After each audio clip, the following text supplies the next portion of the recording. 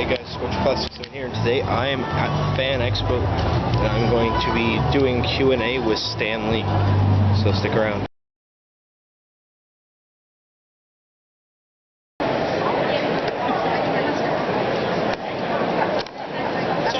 Check.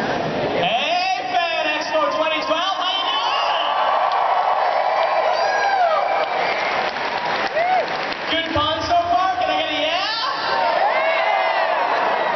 Well, man, we are about to kick Fan Expo 2012 off in the most amazing way possible. Thank you all so much for coming. My name is Teddy Wilson. I'm one of the hosts of Inner Space on the Space Channel, and I heard my mom woo out there. Thank you. And it's a huge honor to be here. It's my favorite time of the year, but it's an extra honor to be here right now to introduce Fan Expo 2012's guest of honor. Maybe we should bring him out. Should we do a 1, 2, 3 Excelsior? What do you think? He'll hear it in the back. It'll come out. There he is. 1, 2, 3 Excelsior! Please welcome Stan Lee. Woo!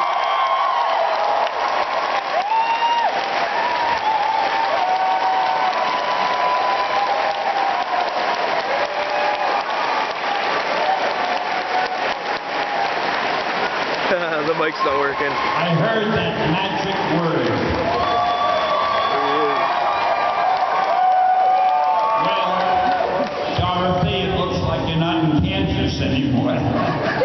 Hey, good to see you all. It's been a pleasure, and I hope I see you again next year. I just got off the damn plane. I didn't know I'd have to come and make a speech. Well, I'm not going to make a speech. What are we going to do? Answer questions? We're gonna do some questions. Yeah, so we're gonna open the floor to questions. There's Michelle. And you better make your questions easy. It's been a tough day, and I'm not that good at answering, and we haven't even been formally introduced. Can I sit down? My wife, sit down, okay? Should we do introductions? StanLee Fan Expo, Fan Expo. Thank you very much. You were so great last year that I decided to come back. That'll teach you. Now, don't be so great this time. Before we get to the first question, I want to ask you, I mean, obviously the characters that you've created and the iconography you've created has been big for a long time, but has the level of big with the success of the Avengers shocked even you? Yeah, they were pretty successful. I can't take the credit for all the movies. There were other guys responsible. There were actors, writers, directors. Of course, I was the inspiration. We might as well face it. Why is there nothing for me to leave it? There we go. And, yeah, speaking of the movies, have they all been here? Oh, wait till you see. Wait till you see my cameo in the next Iron Man movie.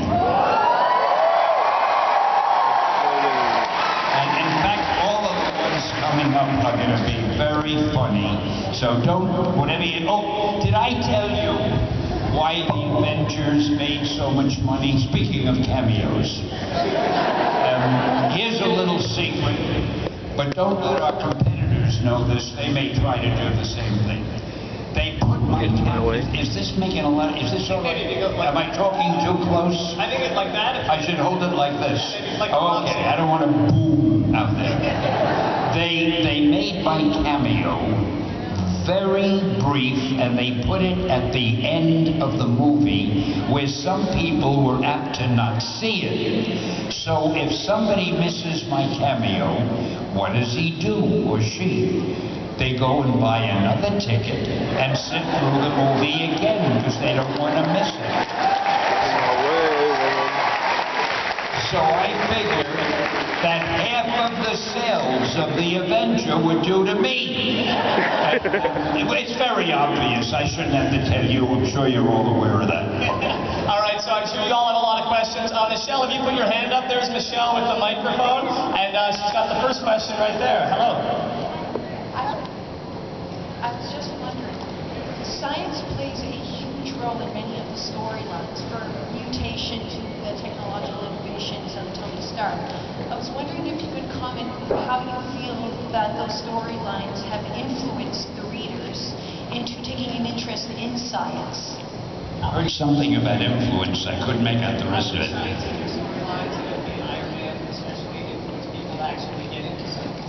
Oh, well, yes. That's another thing that I'm responsible for. Now, I got to tell you a funny thing about that. I am not the kind of guy who does research, and I'm not a wizard at science. So when I wanted the Fantastic Four to get their power, I figured I'd have them blasted by cosmic rays. I wouldn't know a cosmic ray if I saw one, but it sounded good. You know, they were whacked by a cosmic ray. Then I needed something that Bruce Banner would turn him into the Hulk. So I figured I already used a cosmic ray, I'll use a gamma ray. I don't know the difference between a cosmic ray and a gamma ray. I don't know what either of them do or what they look like, but he was a gamma ray. With Spider-Man, I had run out of rays. So I figured I'll go to the insect kingdom. And with the X-Men, I couldn't think of what the hell to do, so I took the cowardly way out, and I said they were born that way. So that's really the extent of my scientific knowledge, although I'm happy to take credit for whatever comes of that.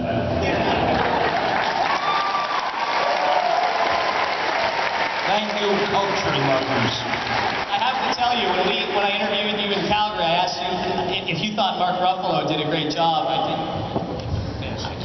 I asked you if you thought Mark Ruffalo did a good job as the Hulk in Calgary, and we played him the clip when we had him in studio, and he literally jumped up and down. Did anybody see that? So you made Bruce Banner very happy. What did you think of I tend to do that. I make people happy. I haven't been doing so good with you, but hell, you didn't pay that much.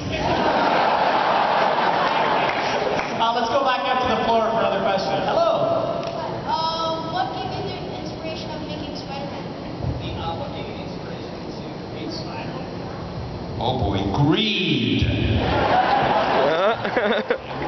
I don't know. I don't know how much of an inspiration it was. I was sitting around looking for a new superhero, and I couldn't. You know, the whole thing you need when you come up with a new superhero is you got to figure out what power will you give him. So we already had a guy who could burst into flame and fly. We had somebody who was the strongest guy, on and on. I thought, what's left? And you know, I've told this story to people so often that for all I know it might even be true. But I was looking around and I saw a fly on the wall. And I thought, wow, wouldn't it be a great idea to get a guy who can walk on walls? So that was it, but then I needed a name. So I figured I'll call him Insect Man, but that didn't sound dramatic. Mosquito Man, that didn't have it. And I went down the list and suddenly I said, Spider-Man. Oh man, you can't beat that. And so a legend was born. And hey, happy 50th anniversary to that legend. That's right, happy 50th, Spidey. Michelle is in the back. There we go. Hello, fellow with the hat. Hello, my name is John. I have two quick questions. How fun is it playing those small characters in all your Marvel movies? How fun is it to do the cameos? Oh, I love them. I love doing them. You know, I tell you the funniest thing. Somebody wrote about me in some magazine, and I guess for the people who didn't know who I was, they wrote what I am and what I do at the top, and they said, Stan Lee, actor, writer, comic book, but they said actor first, so all of a sudden I'm an actor. So you better, you know, pay attention and give me the respect that is due me. And if you all are as friendly as you seem to be, because I think a lot of you are just putting it on, but if you are, I want you all to write to the Academy, the Motion Picture Academy, and tell them that it's shameful that they don't have an award for the best cameo of the year. Now, don't let me down. What do you think? Would all of you give Stan Lee an Oscar? Yeah, of course. Another question from the floor. Over here, Teddy, over here. Hello. Hi. Hey. Why do they say from the floor? It's from the audience. The floor doesn't talk. People should really watch their language. I apologize. The question from a young lady or a young gentleman, that's the way it is. The gentleman there. So, looking back on your legacy of comics, is there anything that you would change about any characters you've created? Is there anything that you would change about any of the characters that you've created? You know, honestly, I don't think I would.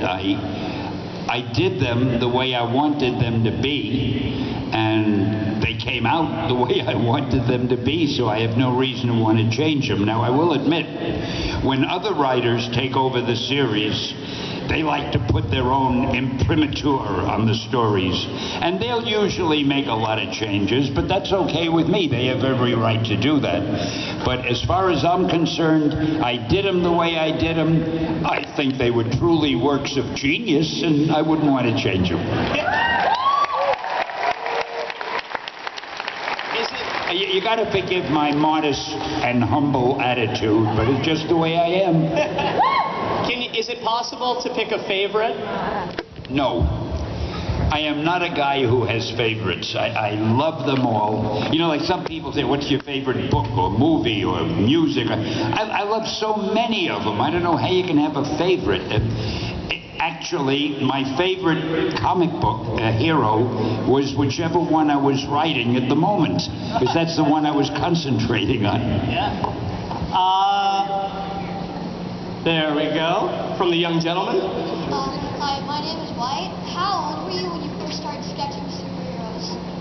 How old were you when you first started sketching superheroes? When I started writing superheroes, how old was I? I was about 17 or 18. It all happened accidentally. I applied for a job at a publishing company. I didn't even know that they published comics. They published men's books, movie books, confession books, sports story books, and they had a line of comics. And I heard that they had an opening for an assistant. So I had just graduated high school. I was about 16 and a half or 17. And I applied for the job. I must have been the only one who applied because they hired me. And I found out that they needed the assistant in the comic book department. I had never had any intention, really, I never thought of being a comic book person. But it was a job, and I needed the job. And Joe Simon and Jack Kirby were there, and they were doing Captain America at the time. And my job was to run down and get them sandwiches for lunch, or erase the pages, or fill their inkwells. They used ink in those days. And that was how I got into the business. And then one day, not long after that, Joe and Jack left. I never found out why. There's something happened with them and the publisher, and they left. So the publisher, whose name was Martin said to me, Stan, do you think you could run things till I get a grown-up to fill in the job? Well, when you're 17 years old, what do you know? I said, sure, I can do it. And he must have forgotten about me, because I've been there ever since, and that's the whole story. When did you really fall in love with superheroes? And I never fell in love with superheroes. I'm not gay.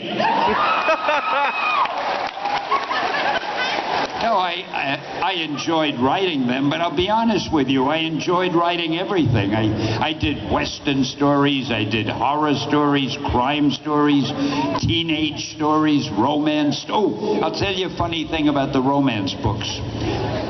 We did a lot of romance books way before your time. They were called My Confession, Her Confession, Girls' Confessions, Ladies' Confession, stupid names. Everything had confession in it. They were supposed to be the confessions of girls about their romantic problems and events.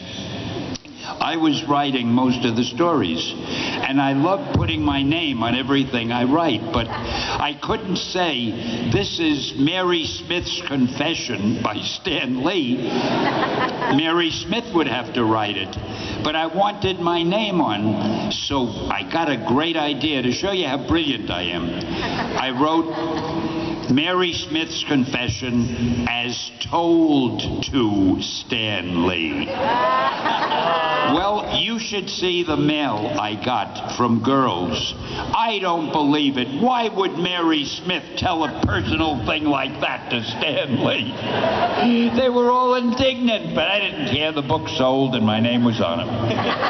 Scandalous. Hello. Why did you decide to make the Ultimo series? Can you say that again, sir? Why did you decide to make the Ultimo series? Why did you decide to make the Ultimo series? The Ultimo? It was a challenge. Some of the people in Japan were sort of fans, and they asked if I would come up with a story idea that they could take and write and draw and make a book series out of it. So I came along with Ultimo and I gave it to them, and they did it from then on. I did not do the Ultimo stories. I just gave them the idea for what it should be. And I think they're still publishing them. Somebody must be reading them. I can't understand them. I don't know. Hello, sir. Hi there, Tony Stark. Did you say you're Tony Stark? Yeah. It's a question from Tony Stark. Yeah. This question is for Tony Stark or from Tony? From Tony Stark. Oh, I better pay attention. I just wanted to know if you had anything to say to people trying to get into the comic business. What would your advice be? What would your advice be? Is everybody whispering, or have I gone stone deaf? The mics are a little weak. What would your advice be for somebody trying to break into the comic industry? You know, that is the toughest question I could get. We could be here all night, and I wouldn't know what to tell you. If you want to be a comic book writer, it's incredibly difficult unless you're already a professional writer, because so many people want to write the comics now because they figure if I write a story and they make it into a movie, I'll make a lot of money. So you have people who wouldn't consider writing for comics years ago, people who are novelists, who are screenwriters, who are television writers, and the top comic book writers, they're all writing the stories. So it is so difficult for a newcomer to break in unless that newcomer already has credits as a good writer in some other field. If you're an artist, it's easier, but it's tough. It's tough because you have to be at least as good as the good artists at Marvel. Because if you're not as good as they are, what do they need you for? They've already got the artists. So you have to show them art samples that'll knock their eye out. Oh man, I never saw anything like this. What a great style. But if it's just nice artwork, that's not enough. So it really is not easy to break into the comic book business, but yet there are a lot of great new artists coming along. I see them all the time in the Marvel books. So if you're one of those great new ones, be sure you bring your stuff up there. If you're a writer, I don't want to discourage you. I just want to let you know it's really difficult, and it's easier if you can make a little reputation writing other stuff. If you can have a story printed somewhere in a magazine or sell some sort of a television play or something. So then the editors at least know you're a professional and they'll read what you submit. Otherwise, they generally don't even have time. Good advice. Good, Tony Stark? Awesome. The young lady there. Hello. Hi.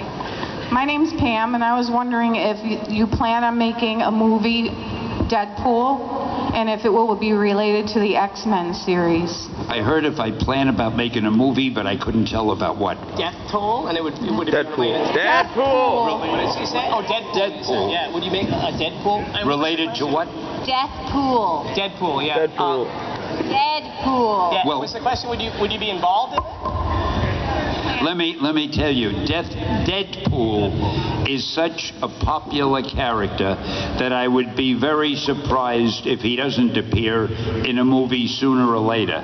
Either as a character in another hero's movie or possibly by himself. I think with some characters, they feel at Marvel the best thing to do is introduce them in another movie, like in a Captain America or Thor or Hulk or something movie, and then when we see how popular they are, spin him off into his own movie. But those things have not yet been decided. Right now, they have so many things they're working on. They're thinking about a Doctor Strange movie, a Black Panther movie, an Ant-Man movie. There are so many things in the works. They just don't have enough time to do all the movies they want to do. And of course, then we need all the sequels, like a new Avengers and a new Iron Man and so forth. Yeah. We'd like to see Edgar Wright direct Ant-Man. Yeah? Oh, yeah. Ooh. Oh, the young man right there. Hello. Hi. My name's Connor. What made you do the decision to give up being president of Marvel?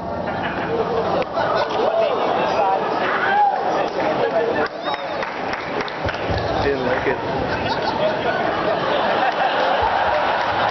Are you an investigative journalist, sir? Well, I can't make it funny. I'm just going to tell you the truth. This will surprise the hell out of you, but I am not a businessman. And as president of Marvel, I had to act like a businessman. I had to go to long meetings where they discussed their 5-year plan. Now, I'm a guy who doesn't know what he's going to have for dinner tonight, but I got to think 5 years ahead for Marvel. And I wouldn't mind if they were planning what characters will we do in 5 years. But they were talking budget and finance and expenses, and I don't know that kind of stuff. So I didn't enjoy being a businessman. So that's why I resigned as president, and it's probably a good thing, because no sooner did I resign than they started making more money than ever. Did you ever wish in those meetings you could turn into? Did you ever wish in those meetings you could turn into the Hulk? No. You see, I shouldn't say this to you. I shouldn't say it in public, but I don't really believe in all these characters the way some people do. You see, there's a word called fiction. But I shouldn't say that. That may break some hearts in the audience, and make believe you hadn't heard that. They're all real. They're all real. Hello. Hi. I'm just beginning my PhD focusing on comics. I was just wondering what you think about the increasing academic attention on comics and the field that's burgeoning called like comic studies. Like, could you have predicted that that would happen? And what do you think about people dissecting and analyzing and reconstructing your characters? I heard the word epidemic, and I heard that would happen. What came in the middle? It was academics. She's doing a PhD in comics. What do you think about academics studying comics? Well, they do. There are courses in comics at a lot of universities. Comics have become part of pop culture, and it's only fitting that they should, because so many people around the world read comics, and comics are such a great way to tell a story that, there are professors who write books about them and have courses in them in so many colleges, really. She's doing a doctorate, a PhD in comic books. You can get a PhD in comic. Oh, wait, is that? Do we have one in the audience? Oh, well, that's wonderful. Congratulations. Wow. A PhD in comics. I think that's sensational.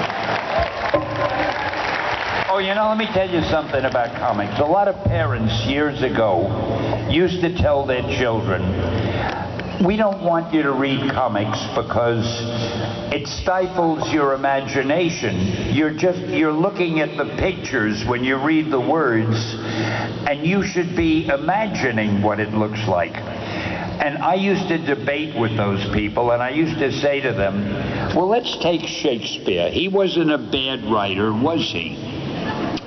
Now, he wrote plays for the stage.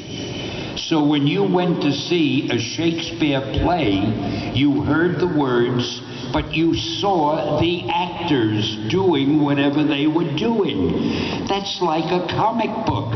You read the words and you see the pictures of the characters. The only thing is, you don't hear the words. You have to read them. So comics are really more literary even than a stage show. You have to work harder to get. I'm a big name dropper, I have to tell you this. So I was talking to Steven Spielberg one day. This was quite a few years ago, and I never forgot. He said to me, you know, Stan, you and I do pretty much the same thing, except my pictures move. And I thought that was kind of a nice thing to say, and had nothing to do with what we're talking about, so let's go to the next story. He has no physical means of propulsion. He just goes like this. And he flies. Marvel is a lot more scientific. When I wanted Thor to fly, I had him wrap a leather thong between the hammer and his wrist, and he twirls the hammer around like a propeller, as only a thunder god can. And then he lets go of the hammer. Well, the hammer goes flying off, but he's attached to it at the wrist, so he goes with it. A valid scientific explanation.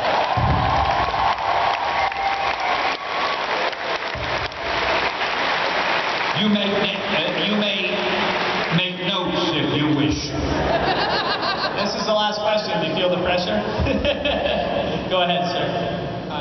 I was just wondering, why did you decide on the pen name StanLee? Why did you decide on the pen name StanLee? Oh. You know, that's very funny. I used to have a real name. My name was StanLee Martin Lieber. And I used to practice signing it. It looked so good. I had a great signature. It looked like it belonged on the bottom of the Declaration of Independence. And I was proud of it. But when I started writing comics, oh, that was way back in 40-something, nobody had any respect for comics. And frankly, I was embarrassed to tell people what I did. I'd go to a party, and somebody would come over to me and say, hey, what do you do for a living? And I knew what to expect. So I'd say, well, I'm a writer, and I'd start to walk away. But they'd follow me. Really? What do you write? I'd say, well, stuff for children, and I'd walk a little further. Really? What kind of stuff? Sooner or later, I had to say comic books. And they would turn around and walk away from me as though I had the plague. So, I might add, incidentally, today it's different. Today I'm at a party, somebody will see me and say, excuse me, President Obama, but I gotta go talk to StanLee.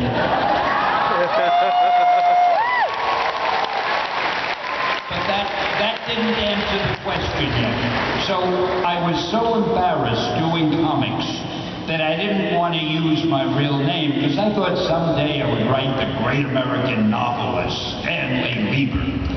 So I cut my first name in half and I made it StanLee. But as I stayed in the business and the books became well known and they started selling and the name StanLee became well known, finally, I really had to change it legally to StanLee, because that's the name everybody knew me as.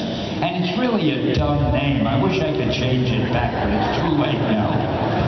Do you all like the name? Yeah. Well, then I won't change it. I'm kind of you. You gotta wrap up. Is there anything else you want to say? No, I didn't even want to say what I did say. Your birthday's coming up in December. Anything in particular you want? Oh, I hate birthdays. I tell you why I hate birthdays, or any holidays. I am a compulsive answerer. Somebody sends me an email or a letter, I feel I've got to answer. On my birthday, I get so many birthday cards. You can't, a guy writes a whole message on it. You can't just throw it away, but I haven't got the time to answer it. So, anybody here that is impressed with my birthday, just think a nice thought, but please don't write to me, because I don't have time to answer. Okay? How about we give Stan an early happy birthday on 1, 2, 3. Ready? 1, 2, 3. Happy birthday! Thank you. Hey, I gotta tell you, you're the greatest audience I ever spoke to. Thanks for putting up with me. Stan